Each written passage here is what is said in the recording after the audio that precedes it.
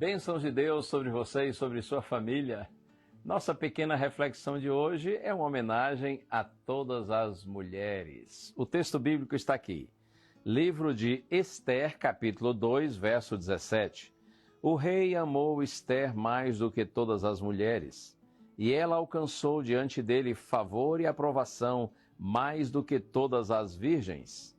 E o rei pôs a coroa real na cabeça dela e a fez rainha em lugar de Vasti. Esse texto nos mostra a graça de Deus agindo na vida de Ester, uma jovem judia que se tornou rainha da Pérsia.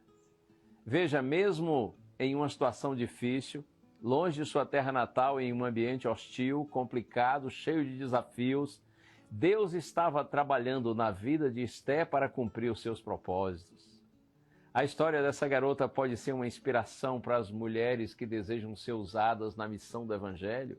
Ester nos ensina que o Senhor pode usar qualquer pessoa para cumprir sua vontade, independentemente de sua posição social, gênero ou idade. E ela não foi a única mulher que Deus usou. Podemos ver, por exemplo, Maria, que foi escolhida por Deus para ser a mãe do Salvador. Débora foi uma profetisa e juíza em Israel que liderou o povo em uma batalha contra os cananeus. Ana era uma mulher que lutava contra a infertilidade e orou fervorosamente a Deus por um filho. Quando seu filho nasceu, ela o entregou a Deus e se tornou uma profetisa em Israel. Madalena foi uma seguidora fiel de Jesus e testemunhou sua ressurreição. Ela é um exemplo de devoção e lealdade a Jesus. E você também, isso mesmo, você mulher, que está recebendo essa mensagem, você pode ser usada por Deus se você aceitar. E você me responde, pastor, eu não sou uma líder, uma pregadora, eu estou longe de ter capacidade para atender esse chamado. Minha amiga, quando Deus chama é Deus quem capacita. Ester não era uma líder religiosa ou uma pregadora, mas Deus a escolheu para uma missão importante e ela respondeu com coragem e obediência.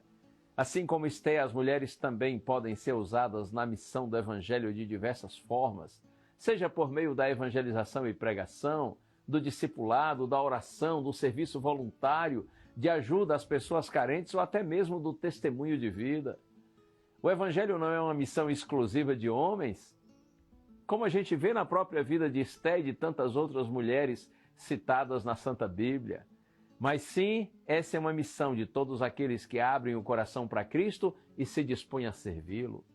Cada mulher é única e tem habilidades, talentos e dons especiais que podem ser usados para glorificar a Deus e ajudar a expandir o seu reino na terra.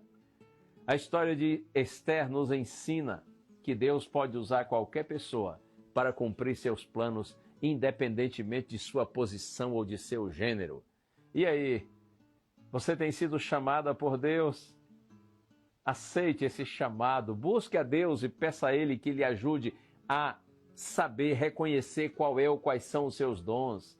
E use esses dons espirituais que Deus lhe concede para a glória dEle, para edificar, fortalecer sua igreja, e para anunciar o reino de Deus para aqueles que ainda não conhecem o Senhor.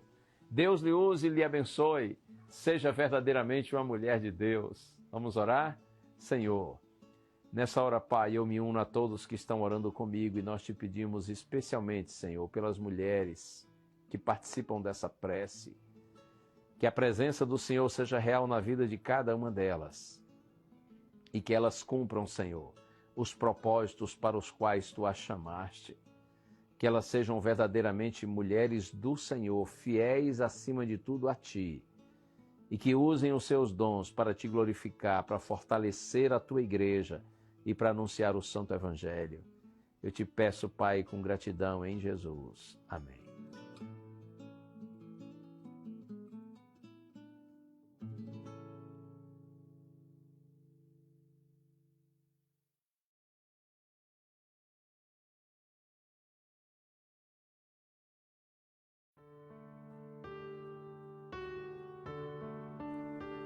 Hebreus capítulo 13, versículo 6, está escrito: Podemos, pois, dizer com confiança: o Senhor é o meu ajudador, não temerei.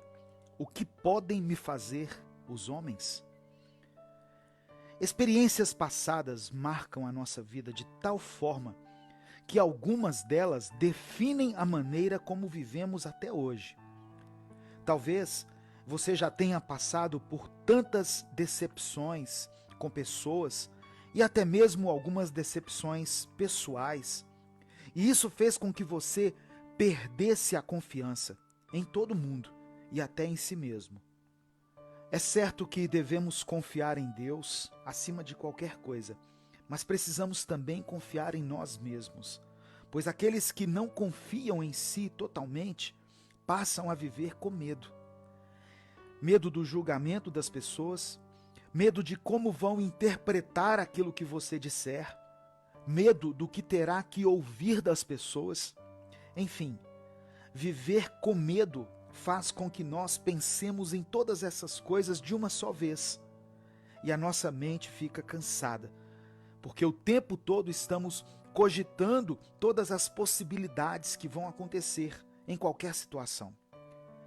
Viver uma vida pautada no medo faz com que nós fiquemos paralisados. E assim nós não conseguimos viver da melhor forma o presente, por causa de coisas que aconteceram no passado. Mas Deus quer nos fazer perder o medo. O Senhor quer que entremos em uma nova fase da nossa vida, que não será pautada pelo passado, mas sim pelo presente. Porque o que nós temos é o dia de hoje. O medo faz com que nós não percebamos o que está acontecendo agora na nossa vida.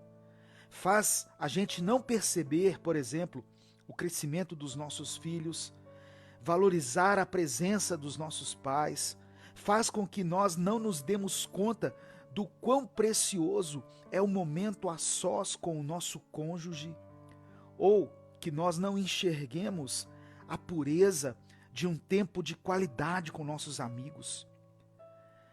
Quando vivemos pautados pelo medo, a nossa mente passa o tempo inteiro pensando em como vão acabar as coisas. E isso não nos deixa aproveitá-las enquanto elas estão acontecendo. Perder o medo é um processo diário, que também é feito de vitórias diárias. Comece com vitórias simples. Por exemplo, aquela pessoa que no passado você magoou de alguma forma, chame ela, peça perdão, sem se justificar, assuma seu erro simplesmente e elimine esse peso da sua vida. Entre no seu quarto, lembre-se das pessoas que te ofenderam, aquelas que marcaram a sua vida de forma negativa, e entregue elas a Deus, mesmo em meio à dor, em meio às lágrimas e até mesmo em meio à raiva. Coloque a sua vida e a vida dessa pessoa nas mãos do Senhor. O seu medo vai diminuir a partir do momento em que você perceber a presença de Deus crescer na sua vida. E a presença dele cresce quando nos arrependemos, quando nos prostramos e quando nos rendemos a ele. Eu quero orar por você. Pai amado e querido, somos eternamente gratos pela tua palavra, pelo teu amor, pelo teu perdão.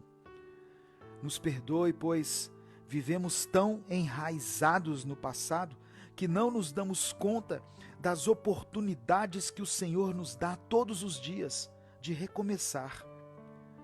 O nosso medo tem feito com que nos agarremos a coisas que deveríamos relevar e nos faz viver da pior forma possível, sem confiar em Ti. Mas queremos depositar a nossa esperança e a nossa confiança no Senhor, com toda a nossa alma, nossa mente e o nosso coração. Que possamos diminuir, Deus, para que o Senhor cresça em nós, pois sabemos que o Teu amor lança fora todo medo. Por isso nós oramos e Te agradecemos, em nome de Jesus. Amém. Compartilhe essa mensagem, ela pode mudar a vida de alguém. Inscreva-se no canal Minuto com Deus